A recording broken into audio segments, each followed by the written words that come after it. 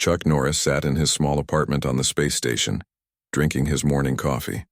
At 247 years old, he looked like a man in his 30s thanks to the new medical treatments humans had developed. His hair was still thick and his muscles were still strong. He had been living on Galactic Trade Station Omega-7 for 3 years now, working as a security guard and teaching martial arts to young people. The morning was quiet until someone knocked on his door. Chuck opened it to find a tall blue alien with 4 arms wearing an official uniform. The alien looked nervous as he handed Chuck a piece of paper. "Chuck Norris of Earth?" the alien asked in broken English. "That's me," Chuck replied, taking the paper. "You are summoned to appear before the Intergalactic Commerce Tribunal in 7 days. You are being sued by the Zephyrian Mining Consortium for property damage and disruption of business operations." Chuck read the paper carefully. According to the document, he was accused of causing damage to mining equipment on asteroid belt, Gamma-9 3 months ago. The aliens claimed his violent martial arts activities had caused their machines to break down and their workers to flee in fear. "This is ridiculous," Chuck said. "I was only there for 2 hours and I didn't touch any of their equipment." The blue alien shrugged. "I just deliver papers. You must appear in court or face arrest." He turned and walked away quickly. Chuck closed the door and sat down to think. He remembered his trip to Gamma-9 clearly. He had gone there to investigate reports of strange energy readings that were affecting nearby trade routes. When he arrived, he found the Zephyrian mining operation was using illegal drilling methods that were destabilizing the entire asteroid belt. The mining foreman, a large reptilian creature named Vork, had tried to chase Chuck away. When Chuck refused to leave, Vork had called his security team. Chuck had to defend himself, but he had been very careful not to damage any equipment. He had only used enough force to stop the guards from attacking him. Chuck picked up his communication device and called his friend Lisa Martinez, who worked as a legal clerk at the human embassy. Lisa was a smart woman who had helped Chuck with legal problems before. "Chuck, what's wrong?" Lisa asked when she saw his face on the screen. "I'm being sued by some alien mining company. They say I damaged their property on Gamma-9. Lisa frowned. "That's serious, Chuck. The Intergalactic Commerce Tribunal doesn't mess around. You could face huge fines or even prison time if you lose." "I didn't do anything wrong, Lisa. They were the ones breaking the law with their illegal mining. You'll need a good lawyer. I know a few human attorneys who specialize in interspecies law." Chuck was quiet for a moment. "Actually, I think I'll represent myself." "What?" "Chuck, that's crazy. These alien legal systems are very complex. You can't just walk in there and wing it." "I've been studying, Lisa. I have some knowledge about galactic law." Lisa looked surprised.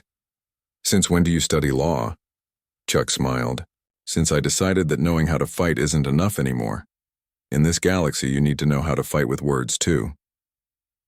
Over the next 7 days, Chuck spent every moment preparing for his case. He went to the station's law library and read everything he could find about Zephyrian mining regulations and interspecies commerce law. He also reviewed the evidence the mining company had submitted against him. Lisa came to visit him the day before the trial. She found Chuck surrounded by stacks of legal documents and holographic displays showing mining equipment schematics. "Chuck, you look terrible. Have you been sleeping?" "A little. I've been busy learning about Zephyrian corporate law. Did you know they have over 3,000 different regulations about asteroid mining?" Lisa sat down and looked at all the papers. "This is impressive, but Chuck, you're going up against professional alien lawyers who have been doing this for decades. They know every trick in the book." "That's exactly why I need to be prepared.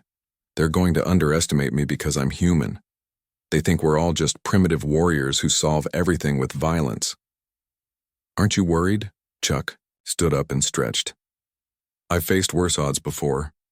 Besides, I have something they don't expect." "What's that?"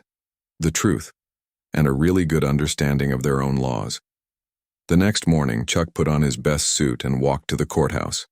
The Intergalactic Commerce Tribunal was housed in a massive crystal building at the center of the station. Inside, the courtroom was filled with aliens of different species, all there to watch the trial.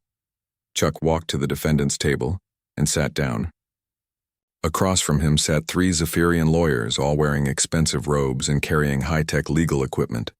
They whispered to each other in their own language and occasionally glanced at Chuck with amused expressions. The judge entered the courtroom, and everyone stood up. Judge Vexthul was a large Zephyrian with 6 arms and pale green skin.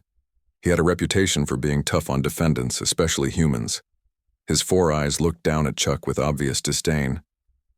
"Be seated," Judge Vexthul said in a deep voice. "We are here today to hear the case of Zephyrian Mining Consortium versus Chuck Norris of Earth. The defendant is accused of property damage and disruption of lawful business operations." The judge looked directly at Chuck. "I see the defendant has chosen to represent himself. How unfortunate. This court deals with complex interspecies law, not simple human disputes. Are you certain you don't want to request a real lawyer?" Several aliens in the gallery chuckled. Chuck stood up calmly. "Your Honor, I am confident in my ability to represent myself in this matter." Judge Vexthul's eyes narrowed. "Very well. But don't expect this court to go easy on you because you don't understand our civilized legal procedures. Prosecutor Glixmore, you may begin." A tall reptilian alien stood up at the prosecutor's table.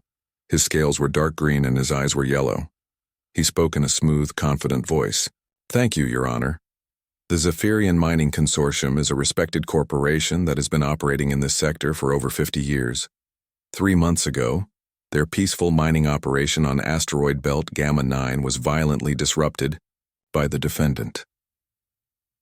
Glixmore activated a holographic display showing pictures of damaged mining equipment. "As you can see, the defendant's reckless actions caused significant damage to expensive machinery.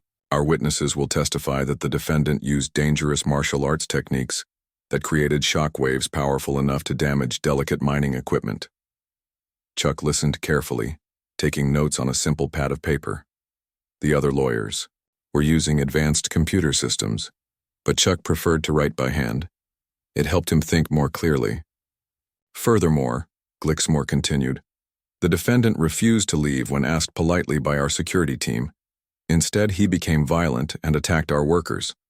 This savage behavior is typical of humans, who solve all problems with violence rather than civilized discussion." More chuckling came from the gallery. Judge Vexthul nodded approvingly. "The Zephyrian Mining Consortium is seeking damages of 5 million galactic credits, plus punitive damages for the trauma caused to our workers. We ask this court to send a clear message that such primitive behavior will not be tolerated in civilized space." Glixmore sat down with a satisfied smile. Judge Vexthul turned to Chuck. "Defendant Norris, you may make your opening statement. Try to keep it brief and simple so we can all understand it." Chuck stood up slowly and walked to the center of the courtroom. He looked at the judge, then at the jury of 6 aliens, then at the packed gallery. Everyone was watching him with expressions ranging from amusement to contempt. "Your Honor, ladies and gentlemen of the jury," Chuck began in a clear, steady voice, "I stand before you today not as a savage human warrior, but as someone who believes in justice and truth. The prosecutor has painted a picture of me as a violent troublemaker who damaged property for no reason. But I ask you to keep an open mind as we examine the evidence." Chuck paused and looked directly at Judge Vexthul. "I intend to prove that not only am I innocent of these charges, but that the real criminals in this case are sitting at the prosecutor's table." The courtroom erupted in surprised murmurs. Judge Vexthul banged his gavel angrily. "Order. Mr. Norris, you will restrict your statements to the facts of this case. Wild accusations will not be tolerated." Chuck nodded respectfully. "Of course, Your Honor. I look forward to presenting the facts. All of them." As Chuck returned to his seat, he noticed that the Zephyrian lawyers were no longer smiling. Something in his tone had caught their attention. For the first time, they were looking at him with something other than amusement. The trial was about to begin, and Chuck Norris was ready. Prosecutor Glixmore stood up and called his first witness. A large Zephyrian with purple skin walked to the witness stand. His name was Bork, and he was the foreman of the mining operation on Gamma 9. "Please tell the court what happened on the day in question," Glixmore said. Bork spoke in a deep voice. We were doing normal mining work when this human showed up. He started asking questions about our operation and demanding to see our permits. When I told him to leave, he became angry and violent. What did the defendant do exactly? He used some kind of martial arts fighting. He moved very fast and hit our security guards. The vibrations from his movements damaged our equipment. We had to shut down the entire operation for repairs. Several aliens in the jury nodded. Judge Vexthul looked at Chuck with disapproval. How much damage was caused? Glixmore asked. Over 3 million credits worth. Plus we lost 2 weeks of production time. Glixmore smiled. Thank you. No further questions. Judge Vexthul turned to Chuck. Do you wish to cross-examine this witness, Mr. Norris? Chuck stood up. Yes, Your Honor. He walked toward the witness stand. Bork looked confident and relaxed. Mr. Bork, you said I demanded to see your permits. Did you show them to me? Of course not. You had no right to see them. I see. Are you familiar with Galactic Commerce Code, Section 347B? Bork looked confused. What? Chuck pulled out a thick book. Section 347B states that any citizen has the right to inspect mining permits when requested, especially if they suspect illegal activity. You refused to show me documents that I had a legal right to see. Glixmore jumped up. Objection! The defendant is not qualified to interpret galactic law. Judge Vexthul looked annoyed. Sustained. Mr. Norris, please stick to simple questions. Chuck nodded. Of course, Your Honor. Mr. Bork, how long has your company been mining on Gamma 9? 15 years. And during those 15 years, have you ever had your permits inspected by galactic authorities? Bork shifted uncomfortably. We don't need inspections. Our permits are valid. That's not what I asked. Have you ever had an inspection? No. Chuck walked back to his table and picked up another document. According to Zephyrian Mining Regulation, 45C, all mining operations must be inspected every 5 years. When was your last inspection? I don't remember. You don't remember because there never was one, was there? Glixmore stood up again. Objection. The defendant is harassing the witness. Sustained, Judge Vexthul said. Mr. Norris, get to the point. Chuck looked at the jury. Mr. Bork, you testified that your equipment was damaged by vibrations from my martial arts movements. Is that correct? Yes. How far away was I from your equipment when this alleged damage occurred? About 50 meters. Chuck raised his eyebrows. 50 meters? You're saying that my hand-to-hand combat with your security guards caused vibrations, strong enough to damage heavy mining equipment from 50 meters away? Yes, that's right. Mr. Bork, I weigh 180 pounds. Your mining equipment weighs several tons each. Are you telling this court that a 180-pound human can create vibrations powerful enough to damage equipment that's designed to break apart solid rock? Bork looked less confident now. You moved very fast. It created shock waves. Chuck walked to the evidence table and picked up a data pad. I have here the technical specifications for your mining equipment. According to the manufacturer, these machines are designed to withstand seismic activity up to 7.2 on the Richter scale.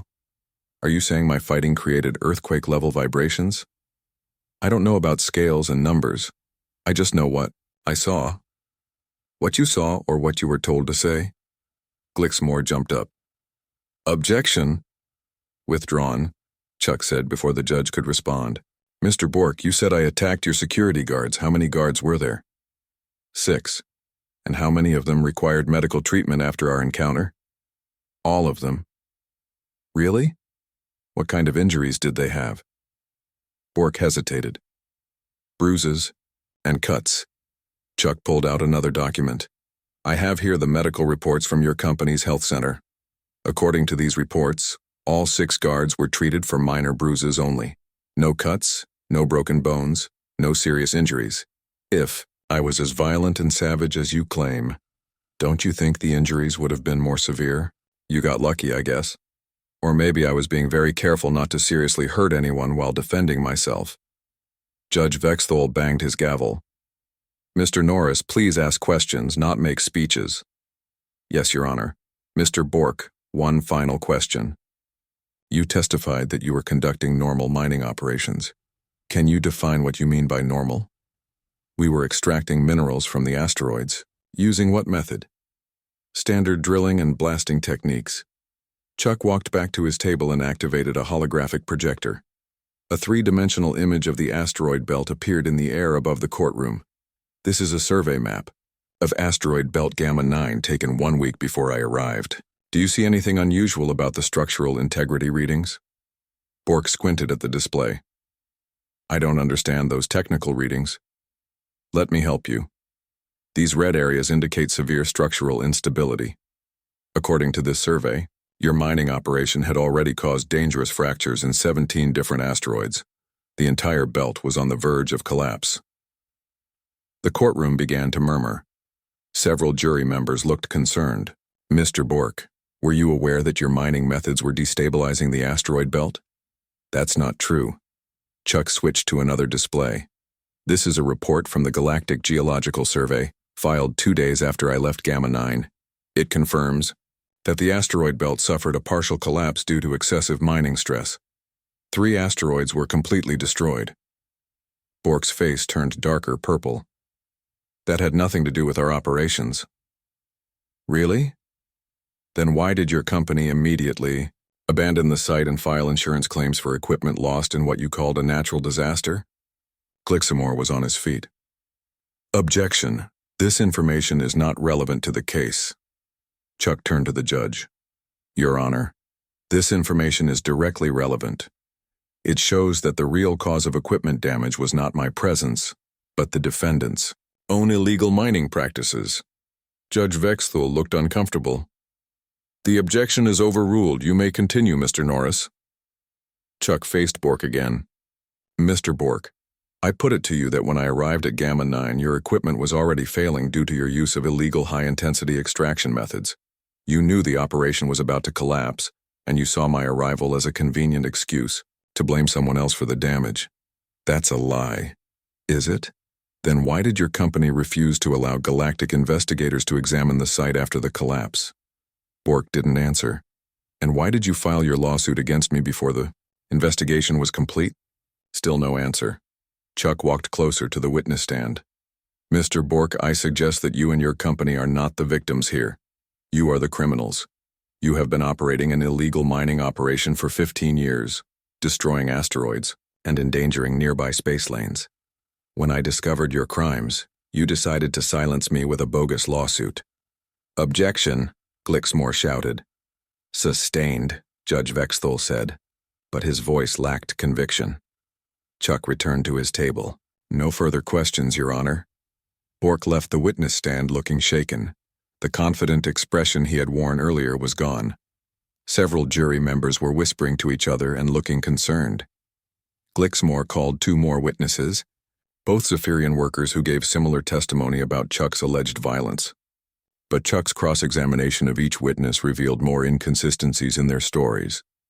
None of them could explain how a human could cause structural damage to heavy machinery through hand-to-hand combat. During the third witness examination, Chuck introduced evidence that the mining company had been cited for safety violations in 4 other systems. He also revealed that several of the damaged machines had been scheduled for replacement due to age and wear before Chuck's visit to Gamma 9. By the end of the day, the prosecution's case was looking weak. Judge Vexthul, who had started the trial with obvious bias against Chuck, was now listening more carefully to his questions and objections. As the court adjourned for the day, Chuck packed his papers quietly. Lisa Martinez, who had been watching from the gallery, approached him. Chuck, that was incredible. Where did you learn to cross-examine witnesses like that? Chuck smiled. I told you I've been studying, but this is just the beginning. Tomorrow, I present my defense, and that's when things get really interesting. Across the courtroom, the Zephyrian lawyers were having a heated discussion in their own language. They kept looking at Chuck with expressions that were no longer amused or condescending. For the first time, they were looking worried. Judge Vexthul gathered his robes and prepared to leave. As he passed Chuck's table, he paused. Mr. Norris, I must admit your performance today was unexpected. However, tomorrow you must present actual evidence, not just clever questions. Chuck looked up at the six-armed judge. Don't worry, Your Honor. I have plenty of evidence. More than you might expect. As the courtroom emptied, Chuck remained at his table, reviewing his notes for the next day.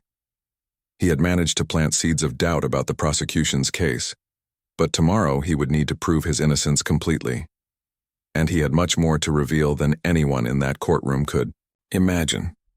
The second day of the trial began with Chuck calling his first witness. The courtroom was more crowded than the day before. Word had spread about the human who was fighting back against the Zephyrian lawyers using their own legal system. I call Dr. Helen Carter to the witness stand, Chuck announced. A middle-aged human woman walked to the front of the courtroom. She wore a simple blue suit and carried a briefcase full of documents. Judge Vexthol looked surprised. Dr. Carter, please, tell the court your profession, Chuck said. I am a geological engineer specializing in asteroid mining operations. I have worked in this field for 25 years and hold certifications from 12 different planetary systems. Were you present at asteroid belt Gamma 9 during the time period in question? Yes. I arrived there 2 days after you left, as part of an emergency response team sent to investigate reports of structural instability. Chuck activated his holographic projector again. The three-dimensional image of the asteroid belt appeared above the courtroom. Dr. Carter, based on your investigation, what did you find? The asteroid belt was in a state of critical structural failure. Multiple asteroids showed signs of excessive drilling that had weakened their internal framework. The mining operation had been using extraction methods that were banned in most civilized systems. Prosecutor Glixmore stood up. Objection. This witness was not present during the alleged incident. Your Honor, Chuck replied. Dr. Carter's testimony directly relates to the condition of the mining equipment and the cause of the damage. This is essential to my defense. Judge Vexthol nodded. Fully overruled. Continue, Dr. Carter. The Zephyrian Mining Consortium was using high-intensity plasma drills that operate at frequencies known to cause harmonic resonance in crystalline asteroid structures. This method extracts minerals faster, but creates dangerous vibrations throughout. The entire asteroid. Chuck pointed to the hologram. In your professional opinion, what caused the equipment failures at the mining site? The plasma drills created feedback loops that eventually overloaded their own systems. The equipment was destroying itself through its own vibrations. Any external force, even something as minor as footsteps on the asteroid surface, could have triggered the final cascade failure. The jury members were paying close attention now. Several of them were taking notes on their own devices.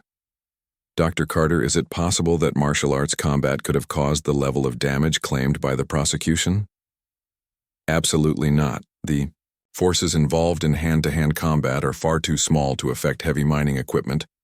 The damage patterns I observed were consistent with internal system overload, not external impact. Chuck walked to the evidence table and picked up a data. Crystal. I'm introducing Defense Exhibit A, Dr. Carter's complete geological report on the Gamma 9 incident. Judge Vexthol examined the crystal. This report was filed with the Galactic Mining Authority? Yes, Your Honor, Dr. Carter replied. It's an official document. Glixmore began his cross-examination. Dr. Carter, you didn't actually witness the defendant's actions, did you? No, but I examined all the physical evidence. So you can't say for certain that his actions didn't contribute to the equipment failure? Based on the scientific evidence, I can say with certainty that normal human physical activity could not have caused the observed damage patterns. Glixmore pressed harder. But isn't it possible that this particular human has unusual strength or abilities? Dr. Carter looked at Chuck, then back at the prosecutor. Even if the defendant were 10 times stronger than a normal human, he still couldn't generate enough force to damage equipment designed to withstand asteroid impacts and plasma explosions. After Dr. Carter stepped down, Chuck called his second witness. I call Captain Jake Morrison of the Galactic Trade Authority. A tall human in a military uniform walked to the witness stand. His chest was covered with service medals and commendations. Captain Morrison, what is your current assignment? I command the patrol ship Defender, responsible for monitoring trade routes in sectors 15 through 22, including the Gamma-9 asteroid belt. Were you aware of the mining operation conducted by the Zephyrian Mining Consortium? Yes. We had received multiple complaints about navigation hazards in that area over the past 5 years. Chuck activated another holographic display. Can you explain these navigation hazards? The mining operation was creating debris fields that interfered with normal shipping lanes. Several cargo ships reported near collisions with asteroid fragments that had broken off due to unstable mining practices. Did you file any reports about these hazards? Yes. We filed 17 separate incident reports with the Galactic Commerce Authority, recommending an investigation of the mining operation. The courtroom erupted in surprised murmurs. Judge Vexthul banged his gavel for order. What happened to those reports? Chuck asked. They were forwarded to the appropriate authorities, but no action was taken. Captain Morrison, in your professional opinion, was the Zephyrian mining operation a danger to space navigation? Absolutely. We were preparing to recommend that the entire area be declared a hazard zone. During cross-examination, Glixmore tried to suggest that Captain Morrison was biased against alien mining companies, but the captain calmly read from his official logs, showing that he had filed similar reports about human and alien operations when they violated safety regulations. Chuck's third witness was the most surprising of all. I call Vork to the witness. Stand. The large reptilian creature who had been the security chief at the mining operation walked slowly to the front of the courtroom. He looked nervous and kept glancing at the prosecution table. Vork, you were present during my visit to Gamma-9, correct? Yes. Please tell the court exactly what happened when I arrived at the mining site. Vork spoke quietly. You came to the main office and asked to speak with the foreman. You were polite and showed identification that said you were investigating navigation hazards. This was different from the previous day's testimony. The jury members looked confused. What did you do next? I called Foreman Bork. He told me to get rid of you. He said we couldn't let anyone see the operation. Why couldn't anyone see the operation? Vork hesitated. Because we were using banned extraction methods. Bork said if the authorities found out, we would all lose our jobs. The courtroom exploded in shocked whispers. Judge Vexthul banged his gavel repeatedly. Order! Order in this court! Glixmore jumped to his feet. Objection! This witness is clearly being coerced. Your Honor, Chuck replied calmly. Vork is testifying under oath. If the prosecution believes he is lying, they can cross-examine him. Vork, Chuck continued. What happened when I refused to leave? Bork ordered me and 5 other guards to remove you by force. You defended yourself, but you were very careful not to seriously hurt anyone. You could have killed us all easily, but you only used enough force to stop us from attacking you. How long did this fight last? Less than 2 minutes. After you defeated us, you helped treat our injuries and made sure we were okay. What happened to the mining equipment during this time? It was already malfunctioning. The plasma drills had been overheating for weeks. We knew they were going to fail soon, but Bork wanted to extract as much as possible before they broke down completely. So the equipment damage occurred before I arrived? Most of it, yes. Some machines failed while you were there, but that was because of the plasma resonance feedback, not because of anything you did. Glixmore's cross-examination was brief and unsuccessful. Vork stuck to his story, explaining that he had decided to tell the truth because he was tired of being part of illegal operations. After Vork left the witness stand, Chuck walked to the center of the courtroom. Your Honor, I now present Defense Exhibit B. Chuck activated a large holographic display that showed detailed mining records, financial documents, and communication logs. These documents, obtained through legal discovery requests, show that the Zephyrian Mining Consortium has been operating illegally in the Gamma-9 system for 15 years. They have never obtained proper permits, never submitted to required safety inspections, and have been dumping toxic waste in violation of 17 different environmental protection codes. The display showed bank records indicating massive profits from the illegal operation. Furthermore, these communication logs show that company executives knew their equipment was failing and planned to blame the damage on external factors to collect insurance money. Judge Vexthul studied the documents carefully. His expression had changed completely from the dismissive arrogance he had shown on the first day. Mr. Norris, how did you obtain these documents? Chuck smiled. Through proper legal channels, Your Honor. It turns out that when you know the right laws and file the correct requests, even the most secretive corporations have to turn over their records. The prosecutor's table was in chaos. Glixmore and his assistants were whispering frantically, in their own language. Your Honor, Chuck continued, I move for immediate dismissal of all charges against me. The evidence clearly shows that I am innocent of all accusations, and that the real criminals in this case are the plaintiffs themselves. Judge Vexthal looked at the prosecution table. Does the prosecution wish to respond to this motion? Glixmore stood up slowly. For the first time in the trial, he looked uncertain. The third day of the trial began with an air of tension that Chuck had never seen before. The courtroom was packed with aliens from different species, all wanting to see what the human would reveal next. Judge Vexthal entered looking serious and troubled. Mr. Norris, you may present the remainder of your defense, the judge said. Chuck stood up and walked to the center of the courtroom. He was carrying a small device that looked like a communication tablet. Your Honor, before I continue with my defense, I need to make a confession to this court. The entire courtroom fell silent. Even the lawyers at the prosecution table stopped whispering. I have not been completely honest about who I am and why I was at Gamma 9.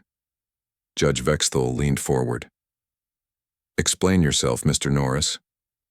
Chuck activated the device in his hands. A holographic badge appeared above it, showing the seal of the Galactic Environmental Protection Agency.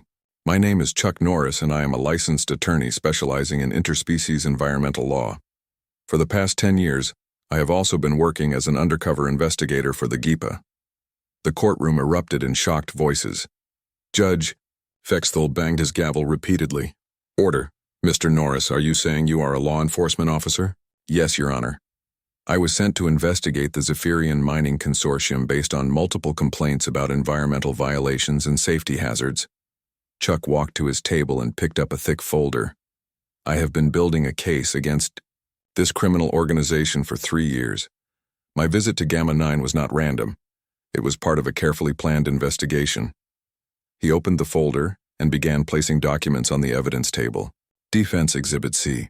Financial records showing that the Zephyrian Mining Consortium has been hiding profits in secret accounts to avoid paying environmental taxes.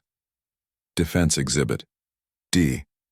Testimony from 14 different species whose home systems have been damaged by illegal Zephyrian mining operations.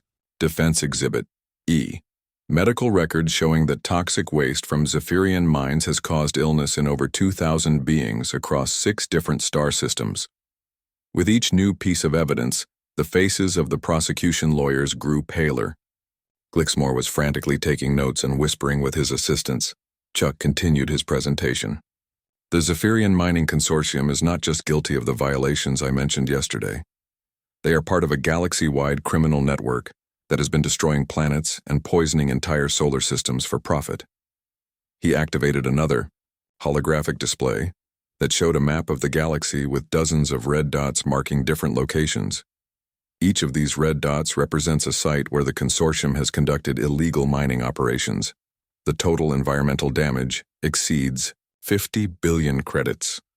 The number of beings who have suffered illness or death because of their activities is in the hundreds of thousands. Judge Vexthal was studying the display with obvious concern. Mr. Norris, if this is true, why hasn't this information been presented to galactic authorities before now? Chuck looked directly at the judge. Because some of those authorities have been taking bribes to look the other way. The courtroom fell completely silent. Judge Vexthal's 4 eyes widened in shock. That is a very serious accusation, Mr. Norris. Yes, it is, and I have proof. Chuck activated his device again. This time, a series of audio recordings began to play. The first voice was clearly that of a Zephyrian executive speaking in accented, Galactic Common. The judge in Sector 12 has been paid. He will dismiss any charges against our operations there. The second voice belonged to another Zephyrian. What about the new prosecutor in Sector 15? She refused our offer. We may need to transfer operations to a different system. Or find a more cooperative judge. Both voices laughed. Chuck stopped the recording. This conversation was recorded 6 months ago during a raid on a Zephyrian corporate office. We have over 40 hours of similar recordings. Judge Vexthul looked deeply uncomfortable. Mr. Norris, are you suggesting that members of the galactic judiciary have been corrupted? I'm not suggesting it, Your Honor. I'm proving it. Chuck played another recording. This one was shorter, but more shocking. Judge Vexthul has been very helpful. His family's investment in our mining operations has been quite profitable. The courtroom exploded in chaos. Aliens were shouting and pointing at Judge Vexthul, who had turned completely pale. Several jury members were standing up and demanding explanations. Order, order! Judge Vexthul shouted, banging his gavel frantically, but his voice was shaking now. Chuck waited for the noise to settle down. Your Honor, I have bank records showing that your wife's investment company owns 200,000 shares of Zephyrian Mining Consortium stock. These shares were purchased at below-market prices 3 days after you were assigned to this case. Judge Vexthul stood up abruptly. This court is in recess. Your Honor, Chuck said calmly, you cannot call a recess without proper legal grounds. According to Galactic Judicial Code Section 12A, a judge who has been accused of corruption during a trial must either recuse themselves immediately or allow the accusations to be fully presented. The judge stopped halfway to his chambers. He turned around slowly, his face showing both anger and fear. You seem to know our laws very well, Mr. Norris. I should. I studied at the Galactic Law Institute for 4 years and graduated with highest honors. I also hold law licenses in 27 different star systems. Chuck walked closer to the judge's bench. Your Honor, I respectfully request that you recuse yourself from this case due to conflict of interest. And if I refuse? Then I will call my next witness, Agent Sandra Phillips of the Galactic Justice Department, who is currently waiting outside with arrest warrants for you and 3 other judges who have been taking bribes from the Zephyrian Mining Consortium. Judge Vexthul sat down heavily in his chair. His 6 arms were trembling slightly. You have been planning this for a long time. 3 years, Your Honor. This entire trial was designed to expose the corruption that has been protecting criminal mining operations throughout the galaxy. Chuck returned to his table and picked up another document. I should also mention that Prosecutor Glixmore is currently under investigation for accepting bribes from the same criminal organization he is supposed to be representing. Glixmore jumped to his feet. That's a lie. Is it? Chuck activated his device once more. Another recording began to play. Glixmore has been paid 50,000 credits to make sure the human is convicted. He doesn't care about the evidence. Good. We can't afford to have an investigator running loose. Glixmore's face turned bright green. He started backing toward the exit. Agent Phillips, Chuck called out loudly. The courtroom doors opened and a human woman in a black suit entered, followed by 6 armed galactic marshals. Agent Phillips, please arrest Prosecutor Glixmore on charges of accepting bribes and conspiracy to obstruct justice. The marshals moved quickly to surround Glixmore, who was trying to reach a side exit. Within seconds, he was in handcuffs. Judge Vexthul, Agent Phillips said, you are also under arrest for judicial corruption and conspiracy. 2 more marshals approached the judge's bench. Judge Vexthul made no attempt to resist as they placed restraints on his 6 arms. The courtroom was in complete chaos now. Aliens were shouting, cameras were flashing, and reporters were trying to get closer to Chuck. Agent Phillips walked to the front of the courtroom and held up her badge. Everyone, please remain calm. This courtroom is now under the jurisdiction of the Galactic Justice Department. All charges against Chuck Norris are hereby dismissed. The Zephyrian Mining Consortium is under criminal investigation for environmental crimes, fraud, and conspiracy. She turned to Chuck. Agent Norris, excellent work. This operation was a complete success. Chuck smiled and shook her hand. Thank you, Agent Phillips. It took longer than expected, but we got them all. As the corrupt officials were led away, in handcuffs, Chuck began packing his papers. Lisa Martinez, who had been watching from the gallery, approached him with a look of complete amazement. Chuck, I can't believe this. You're really a federal agent? I'm many things, Lisa. Marshal, artist, attorney, and yes, undercover investigator. Sometimes the best way to catch criminals is to let them think they're smarter than you. But why didn't you tell me? Chuck looked around the courtroom, where alien reporters were interviewing witnesses and taking pictures of the evidence displays. Because the operation wasn't complete yet. Today was the final step. Now the entire galaxy will know that corruption and environmental crime will not be tolerated, no matter who is involved. As Chuck walked out of the courtroom, aliens from dozens of different species approached him to shake his hand and thank him for his work. The human who had entered the trial as a defendant was leaving as a hero.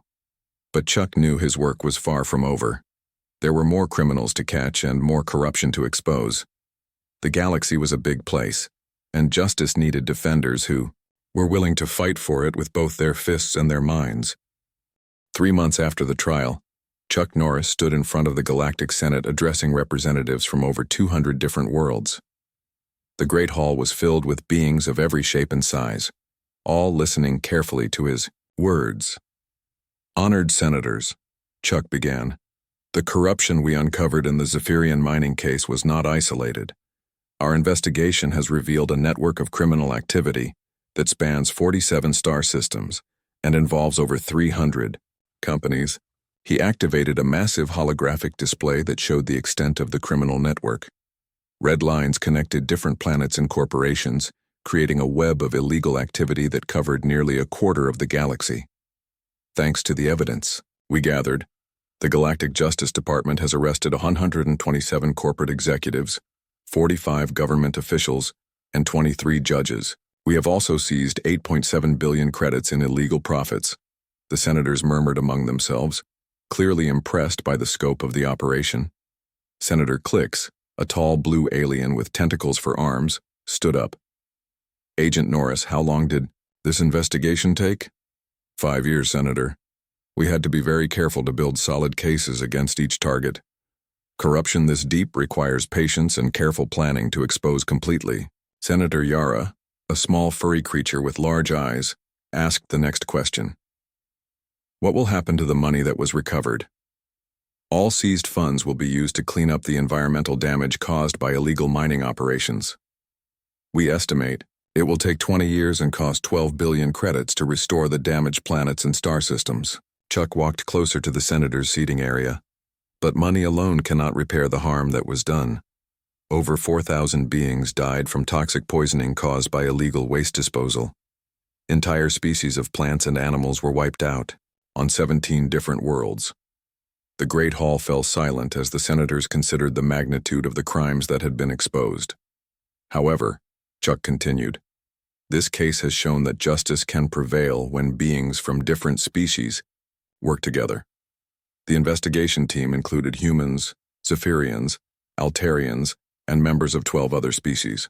We proved that corruption and crime have no place in a civilized galaxy. Senator Voss, a large reptilian with golden scales, raised his hand. "Agent Norris, what changes do you recommend to prevent this type of corruption in the future?" Chuck had been waiting for this question. "First, we need stronger oversight of mining operations. No company should be allowed to operate for 15 years without a single inspection." He activated another display showing proposed new regulations. "Second, we need better protection for investigators and whistleblowers. Many beings wanted to report illegal activities, but were afraid of losing their jobs or facing retaliation. Third, we need transparency in judicial appointments. Judges should not be allowed to own stock in companies that appear in their courts." The senators nodded in agreement. These reforms made sense to beings from all different species and political systems. Finally, Chuck continued, we need to remember that the law must apply equally to everyone. Wealth and political connections should not protect criminals from justice. When Chuck finished his presentation, the senators gave him a standing ovation that lasted for several minutes. Senator Clicks approached him afterward. "Agent Norris, the Galactic Senate would like to offer you a position as Director of Anti-Corruption Enforcement. You would have the authority to investigate criminal activity anywhere in the galaxy." Chuck considered the offer carefully. "Thank you, Senator, but I prefer working in the field. Corruption is best fought by investigators who are willing to get their hands dirty." "Then what will you do next?" Chuck smiled. "There are rumors of illegal weapons trafficking in the Outer Rim territories. I think it's time for Chuck Norris to get a new job as a security guard on a cargo ship." 2 weeks later, Chuck was back on Galactic Trade Station Omega 7, packing his belongings. Lisa Martinez came to help him move his things. "I still can't believe you fooled everyone for so long," she said, wrapping his law books in protective cloth. "The best disguise is often the truth, Lisa. I really am a martial artist who teaches self-defense classes. I just happen to also be a lawyer and a federal agent." "What's your new cover identity going to be?" "A retired bounty hunter looking for easy work on merchant ships. It should get me close to the smuggling operations without raising suspicion." Lisa found a framed photograph of Chuck receiving his law degree from the Galactic Law Institute. "Why did you become a lawyer in the first place? You were already famous as a martial artist." Chuck sat down on his packed suitcase. "When I was young, I thought the best way to fight evil was with my fists. But as I got older, I realized that the most dangerous criminals hide behind laws and legal procedures. To beat them, I had to understand their weapons." "So you learned to fight with your mind as well as your body?" "Exactly. A true warrior uses every tool available to protect innocent people." Chuck picked up his final bag and headed for the door. "Besides, there's something very satisfying about watching corrupt officials realize they've been outsmarted by someone they thought was just a simple fighter." As they walked through the station corridors, other residents came out to say goodbye to Chuck. During his 3 years there, he had helped many people with legal problems and taught dozens of young beings how to defend themselves. An elderly, Altarian shopkeeper bowed respectfully. "Thank you for everything, Chuck Norris. You showed us that humans are truly remarkable beings." A group of young aliens who had attended his martial arts classes presented him with a handmade banner that read, "Justice and Honor," in 12 different languages. Chuck was touched by their kindness. "Remember what I taught you. True strength comes from protecting those who cannot protect themselves. Use your skills wisely." At the departure bay, Agent Phillips was waiting with Chuck's new assignment documents. "Your transport to the Outer Rim leaves in 1 hour," she said. "Intelligence reports suggest the weapons smuggling ring is based on cargo ships traveling between stations 47 and 52. Any idea who's running the operation? We suspect it's connected to some of the criminals who escaped during the mining investigation. They may be trying to rebuild their network using weapons trafficking instead of environmental crimes." Chuck nodded. "Then it's time to shut them down." As Chuck boarded the transport ship, he reflected on the past few months. The trial had started as a simple lawsuit, but had grown into one of the largest anti-corruption operations in galactic history. Hundreds of criminals were now in prison, billions of credits had been recovered, and new laws were being written to prevent similar crimes. But most importantly, beings throughout the galaxy had learned that humans were not just primitive warriors. They were intelligent, determined, and committed to justice. The stereotype of humans as violent and simple-minded had been shattered by Chuck's demonstration of legal skill and strategic thinking.